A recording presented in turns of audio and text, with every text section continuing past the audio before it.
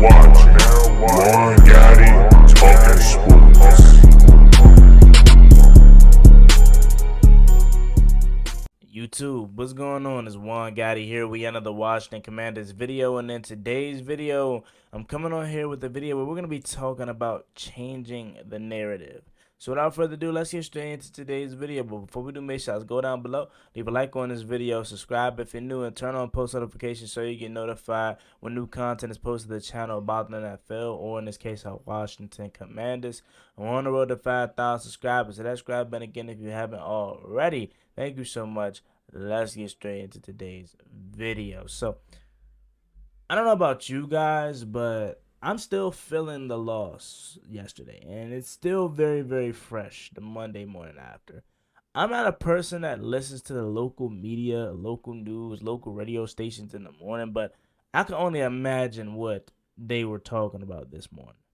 Because waking up after that loss, it was hurting, because yes, it's still a lot of football left, but this is a team that we talked all offseason about how this is a huge year for Ron Rivera.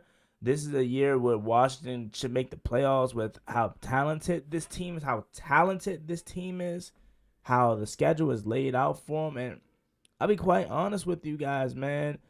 Besides the offense actually showing some life, this looks like the same team Ron Rivera has coached in 2020, his first year here. Yes, you sprinkle in a couple new different players here and there, but it just looks the same. It really does, man. The same mistakes we made 2 years ago when Ron Rivera first came off. This is his third year now. 2 years ago when Ron Rivera first came off are the same mistakes that we're still making. Whether it's on-field play, personnel decisions. You know what I'm saying? It just feels the same. Like, the only thing that's different for me is the offense is finally able to score the ball. You look at the offense from week 1 versus Jacksonville and week 2 versus Detroit.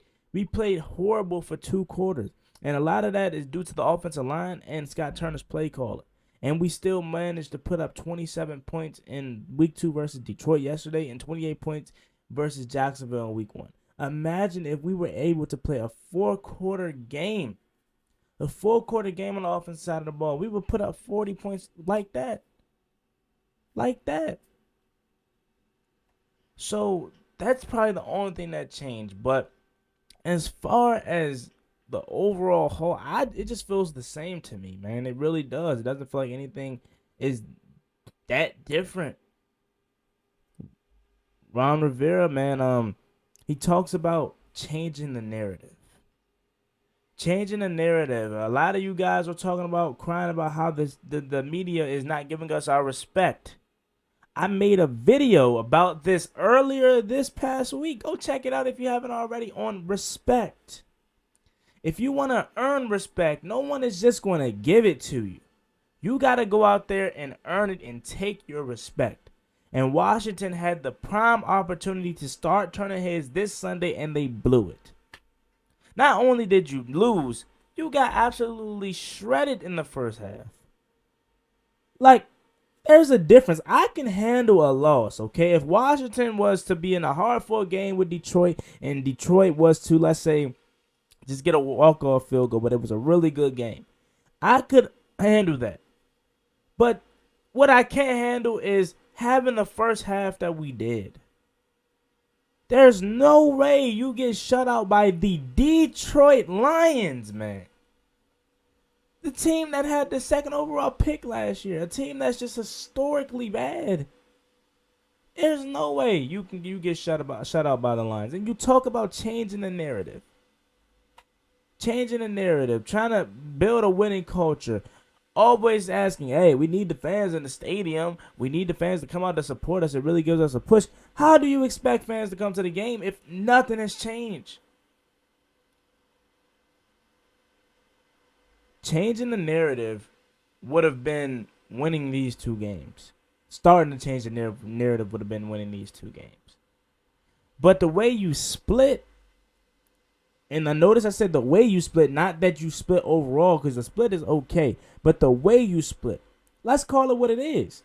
We're a play or two away from being 0-2 for real, ladies and gentlemen.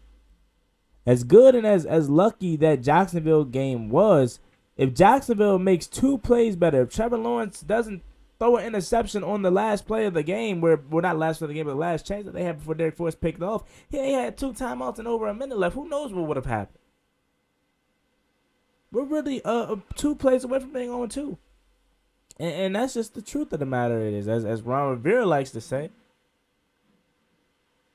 Ron Rivera and this coaching staff, man, it's frustrating. It really is, because you see that the game may have started to pass Ron Rivera, because he's an old school coach, man. It just doesn't seem like he gets it at times.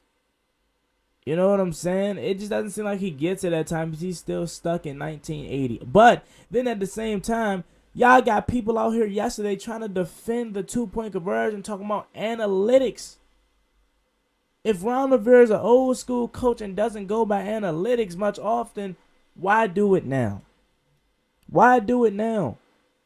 I don't care what anybody has to say, bro. Why are you trying to defend that 2-point conversion play at that time? You talk about trying to go for the win. We got to score first.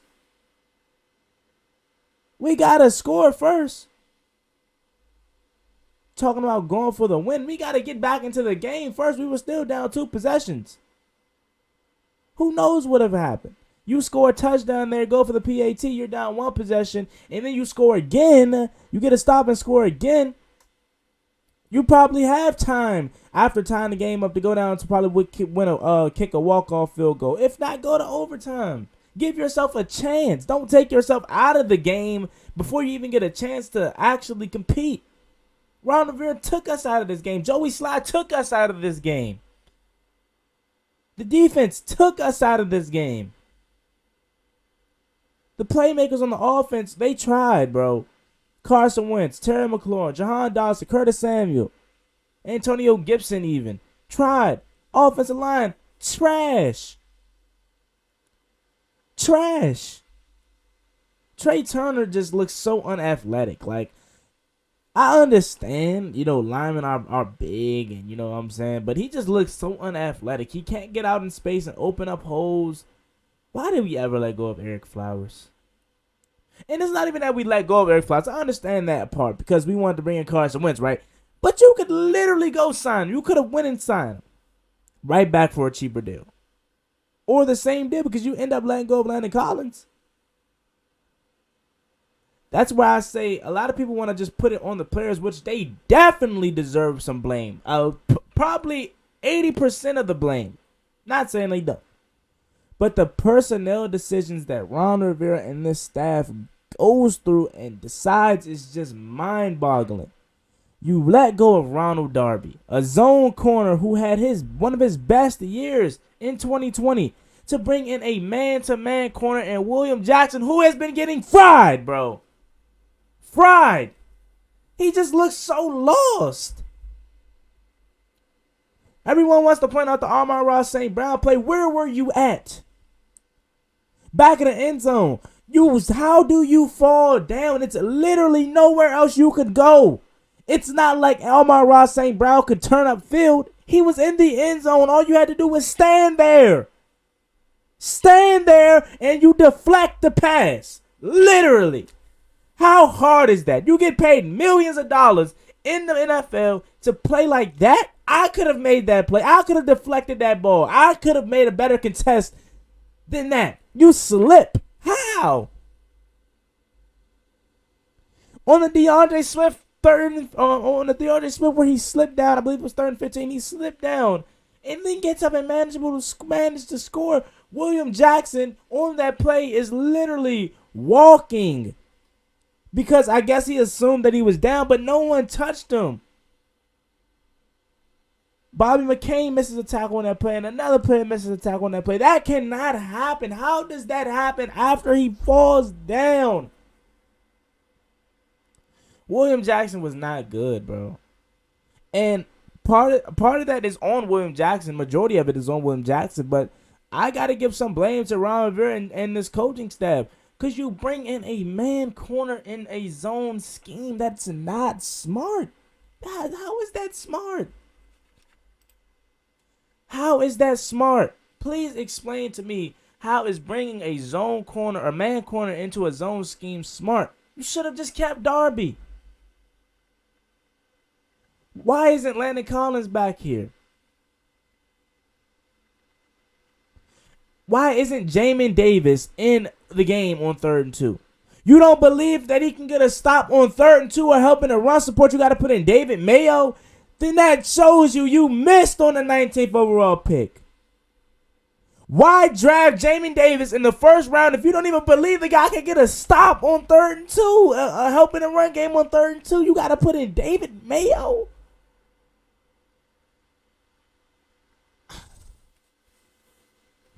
It's frustrating. I didn't even want to yell in this video, but just reliving this stuff yesterday is just crazy, and that's just part of it. The special teams was horrible. Christian Holmes, what are you doing?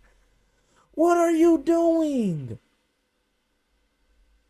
You trying to be the hero and the guy that's going to down the ball? Just throw it back, and then somebody's going to get it. And now Detroit is starting their drive inside the 5, inside the 10, instead of at the 20-yard line.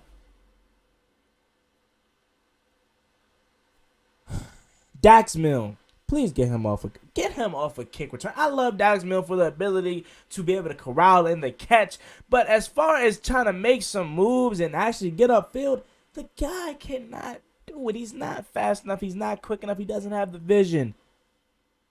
Calling fair catches at the 5-yard line, taking the ball out of the end zone, on kickoffs, and they purposely started to kick it short because they know he ain't gonna get past the 25.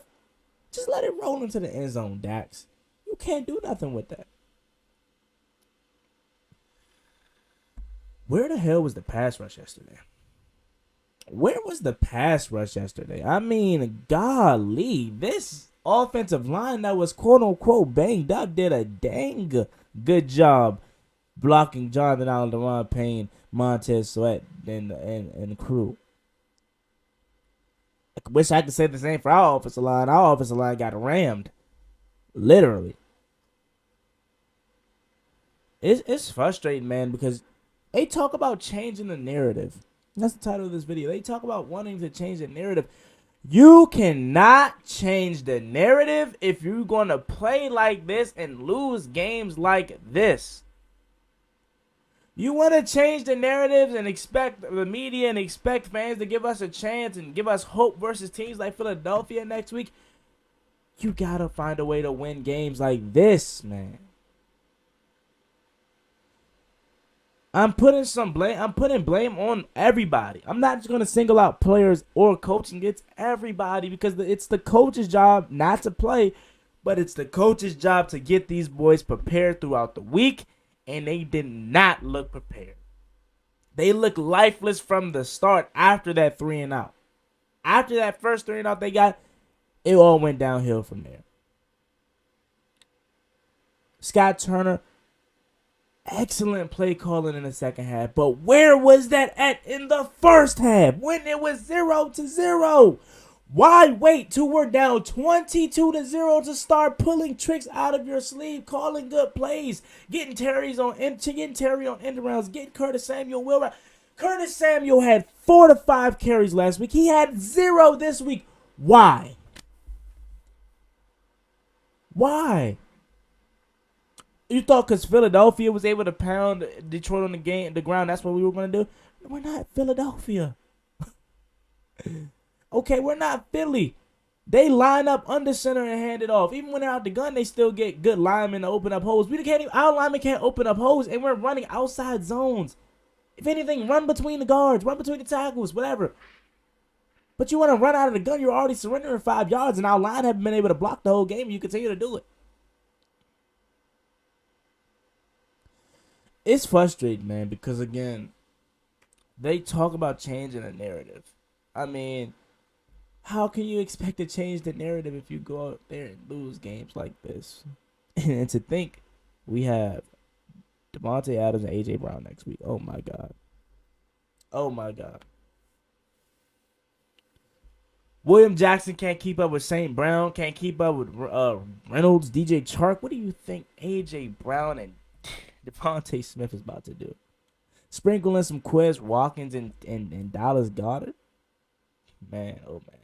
But yeah, man, it's me, boy Juan Gotti. I want to come on here to just rant a little bit more, man.